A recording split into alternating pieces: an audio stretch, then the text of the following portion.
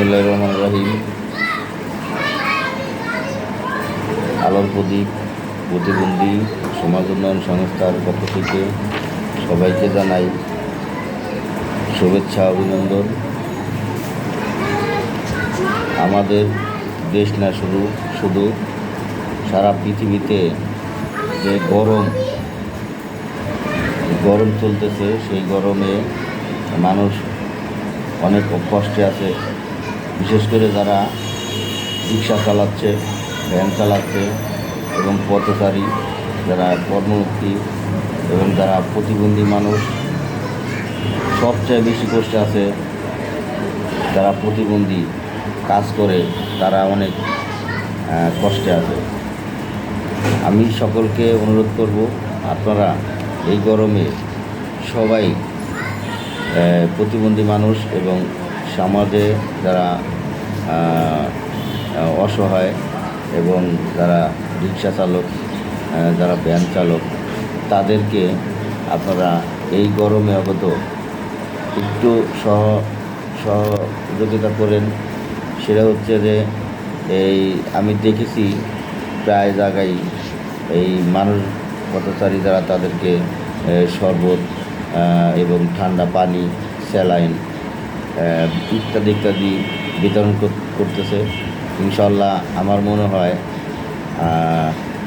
এই যারা বিতরণ করতেছে তাদের মতো করে, তো তাদের চিন্তাধারা যদি সকলে নেয়, একটু চিন্তা করে যে আমাদের সমাজটাকে একটু আমরা ভালো রাখবো, আমরা ভালো থাকবো এবং এই সমাজের অবহেলিত মানুষগুলিও যাতে একটু ভালো থাকে, সেজন্য তাদের জন্য আপনারা এই সহানুভূতি দেখাবেন।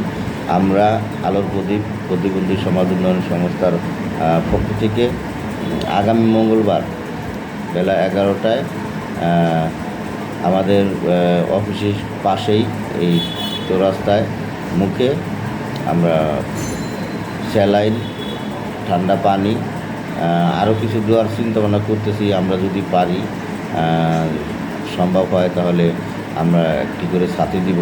যারা রিক্সা চালান তাদেরকে একটা করে ছাতি দেওয়ার চিন্তাভাবনা করতেছি, যদি আল্লাহ সহায় হয়, আমাদের তৌফিক দান করে। আমাদের মতো সবাই এগিয়ে আসবেন। আমরা প্রতিবন্ধী, তারপরেও আমরা উদ্যোগ নিতেছি। আপনারাও যারা বিত্তবান আছেন, সমাজে বিত্তবান আছেন, তাদেরকেও আমি আহ্বান জানাই, আপনারা এই সময়, এই গরমে, এই তাপে মানুষ অসুস্থভাবে পেরেশানি হয়ে যাচ্ছে, তাদের পাশে আপনারা একটু হলেও সহানুভূতি দেখাবেন এবং তাদের পাশে দাঁড়ান। আপনারা আপনাদের মতো করে আপনারা এই আপনার এলাকায় এরকম অগত একটু পানি, ঠান্ডা পানি, একটা স্যালাইন, এই আপনারা যে যতটুকু সামর্থ্য আছে যদি আপনারা সহযোগিতা করেন, তাহলে এই মানুষগুলো একটু হলেও আরাম পাবে, শান্তি পাবে, আপনাদের জন্য প্রাণ খুলে দোয়া করবে। আমি এই বলে আপনাদের সকলের সুস্বাস্থ্য মঙ্গল কামনা করে বিদায় নিচ্ছি। আল্লাহ হাফেজ। সবাই ভালো থাকবেন। আসসালামু আলাইকুম।